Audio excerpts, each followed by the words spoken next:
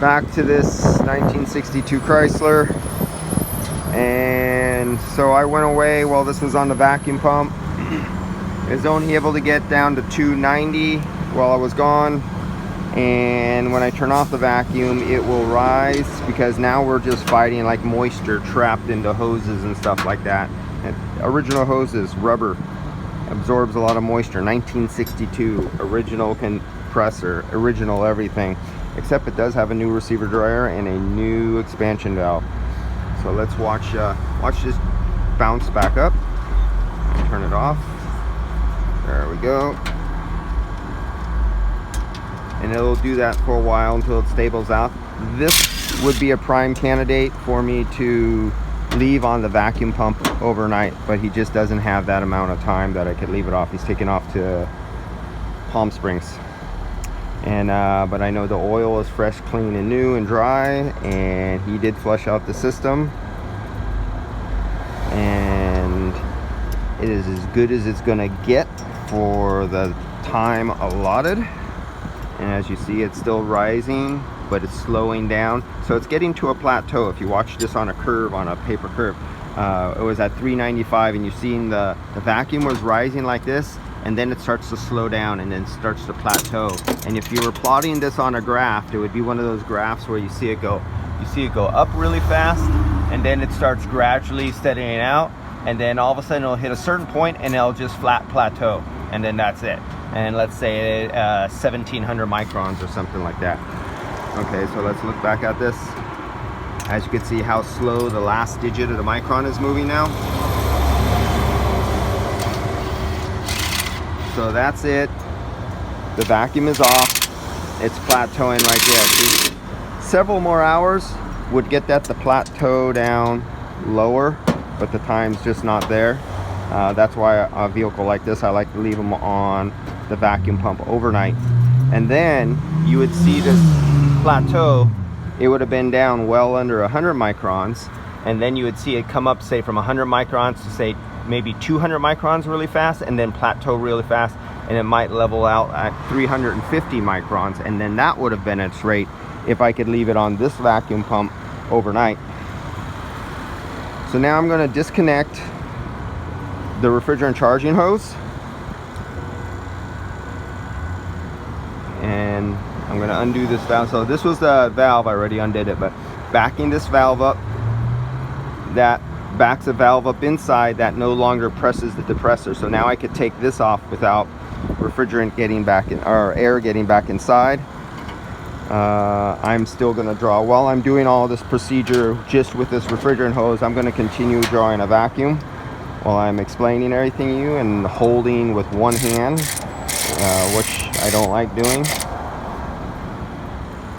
So I want to hook up to the refrigerant container. So let's get to the refrigerant container. We'll get over here. See if I could one hand muscle this thing. I could see where the guys with the GoPro on their forehead, where that comes into handy. Or having one of your employees hold a phone for you or a camera for you while you're doing your videos for YouTube. But that's not going to happen, because our labor rate at $173 an hour, having a guy not working making $173 an hour plus the parts profit to hold a camera while I'm doing this, I'm slow enough as it is, but that starts me taking money out of my pocket. Okay, so this is the way I didn't do the vacuum thing. That was the squirt way.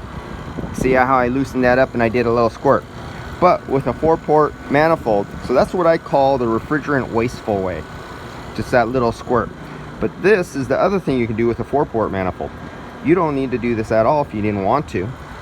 Let's say we want to clean and dry and draw all the vacuum, so long as you don't have a leak through this shaft up here. We can close off the low side, we can close off the high side, and we can open up this port. You see it jump up really fast. It went up to -29 and now it's coming down really fast. And we can draw a vacuum just between these 2 points from the vacuum pump straight through the manifold and right down this hose only. and you can see where we're at already. The low and the high are shut off, so it's only vacuuming out this hose only. And then I can close this port, and let's open the refrigerant. I'm zeroed out. If it's working right, we'll see if I can do this one-handed, dropping it, smashing my scale, make sure my scale is on. Scale is still on.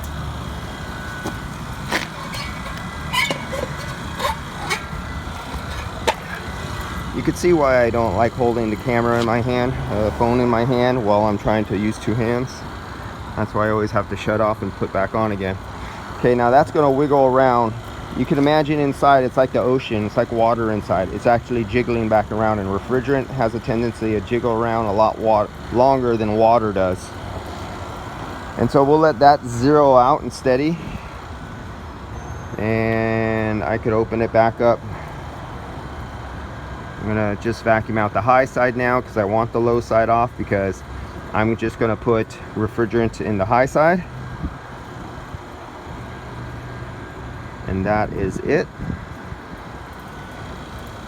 So let's see what this is. Almost steady. Is it steady? Okay, let's 165, 170. It is. We should zero back out. We got some wind blowing right now. Gotta wait for this little gusty wind to stop, otherwise this is gonna keep on moving. There we go, went back to zero. We're gusting here a little bit. We got a little bit of wind, but this thing's almost a 4-pound system, 3-pound system. So 5 or 10 grams, ain't gonna worry about it. Well, let's go over to pounds for the guys on the wrong side of the pond. Okay. This is for the guys who can't count by 1s, 0s, and 10s. Got to use them 16ths, 8ths, 37 16ths, and all the other bullshit that this half-ass country uses. All right. So I'm going to go with that. I'm going to go up to about 2 pounds, 14 ounces here. So, off. Let's turn this off. Let's get our scale over here where we can see it. Turn our refrigerant off. We don't want to blow refrigerant out through the spout of my vacuum pump. Okay, let's open her up and let's put in some refrigerant. And we're at 5 ounces. You see, I'm not using grams. I'm not using grams because I'm on a 1962 American-built Iron Beauty who uses pounds. God, I wish they would have switched back to the metric system in the 50s and 60s. My mom is going to be 78, 75, shit, I don't know, she's way up there. She says when she was young in grammar school, a teacher was talking about America switching over to the metric system. Look at how many decades it's been, and our dumbasses still have not switched over to simple 10s, 0s, and 1s. And we're still struggling. Called American of the retards. All right, that's it. No, I said I was going to go 14, not 10. Good enough for government work, because you cannot kill one of these things. So we got 2 pounds, 14 ounces shoved right down the throat of this compressor. Let's spin the compressor. Just want to make sure what it feels like. Oh yeah, I'm building up pressure. Yeah, I can feel it. It's a 2-cylinder, so I'm compressing only twice through a rotation, and I can feel it.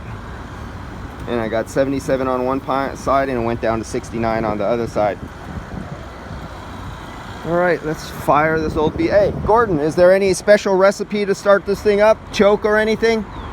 Ready to start up. Oh, okay. Start it up. Connect the wire on the compressor.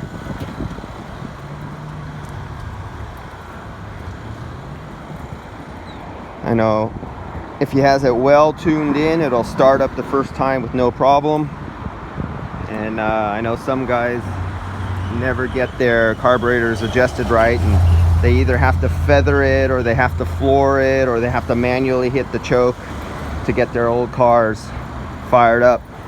But if you had something like a 1962 Studebaker and it is perfectly tuned, the very instant, in a nanosecond, you don't even hear, the engine doesn't even get a full 360-degree rotation, and it fires right up and it has a perfect idle. Studebaker knew how to make cars.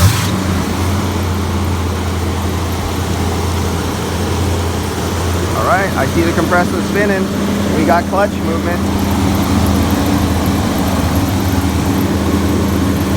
Low side, high side. Yeah, baby. 1962. Oh, that's kind of a wobbly belt there on that alternator. He has a double belt on the alternator. Hey, Gordon, kind of wobbly there on that alternator belt. Yeah. Little floppy there. Oh, shit. The inner belt's a little tighter. Yeah, I can see the difference in the flop. So a lot of you young guys may not know, when we were younger, you would order from your parts house matched belts. So the belts would be matched with their tension to be the exact same size and the exact same tension. They don't do that no more. They just hand you two belts that both say the part number, and it's all screwed up like this. This is the quality. This is the lack of ingenuity, the absolute scum of the earth. Parts houses and the managers, well, we can't blame the managers, the sales guys and everything like that. So what you would do in this case, if you're in favor with your parts house, say, hey, can I go back to your belts? And you would bring a tensioner with you, and you would mock them up and put a tensioner. You would stretch them all and measure them, and that's what you would have to do to try to get two perfectly matched belts. All right, so let's get back to this. Let's see if I can pull this over without getting it caught in a fan or a belt.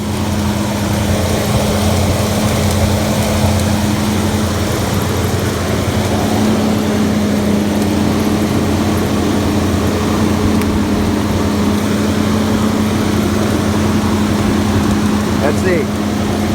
I really need to get hooked onto here, but this has a bend in it, so it would not fully go. So I have to go over to here. So my subcooling measurement will be a little bit, a few degrees lower over here than it would here, because of the surface of this receiver is cooling down the refrigerant a little bit.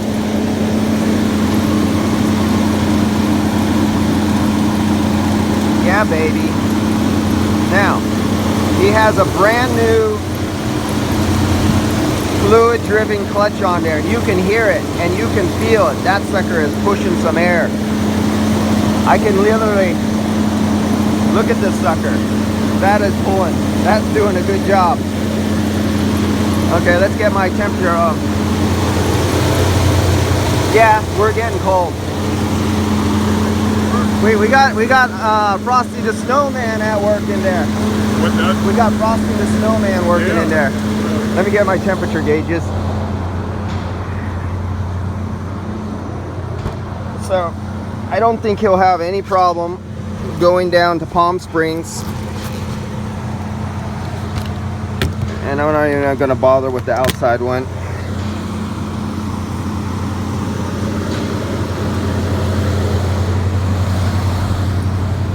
See, I'm not all set up to do my video here.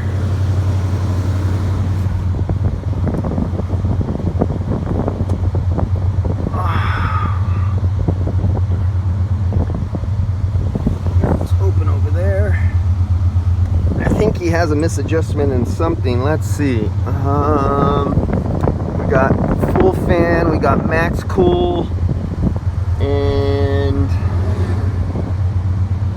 feel it should be colder, so something's, I already know it's working, but it should be colder.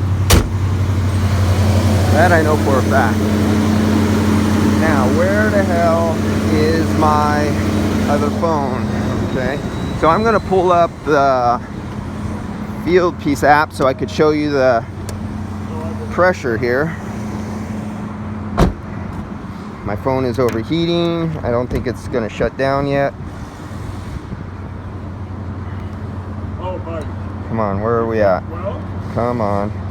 Let me get the brightness turned up all the way. Oh, the brightness is turned up all the way, but we're out here in the bright sun. And I want the field piece app. okay. Yeah, you take There we go.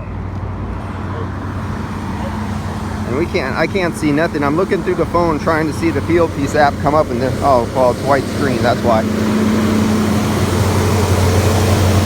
There we go.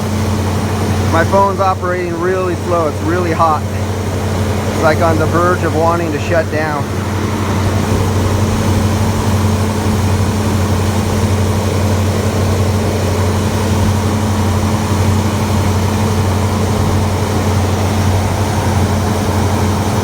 So he has a blend air door problem, definitely. He has nothing going over the coil. That's why it's all frozen like this. It says 60 degrees. That's the temperature of the coil, but you cannot have 60 degrees coming out when you have ice like that. Sorry guys, I turned it sideways. You got a problem under the dash. One of your blend air doors is not working right. It's 60 degrees coming out the dash. Okay. But the evaporator is 32 degrees. It's not possible. That means there's a problem under the dash. So we got to find that problem. All right, I'm going to kill this video while he finds out why his air doors aren't working right. There's no flow, there's no load on the evaporator. And so what's happening right now is we're getting flood back, and it's overcooling the evaporator, so the evaporator is going to turn into a big snowflake. It's literally developing ice crystals on it because there's no flow. That's why I have 60 degrees. If your evaporator is the temperature of this line, you cannot have, you know that's at least 32 degrees. So if you're 32 degrees there instantly, how can you have 60 degrees out the dash? That means the problem lies under in the blend doors. All right, get back to you after he finds the problem on this one. Cooling's not a problem. Oh, for the bubble boys. Here. There. Guys who like bubbles or no bubbles, I always got to show this to them. I call them the bubble boys because their brain is on bubbles, like somebody's brain on crack. All right, see you guys.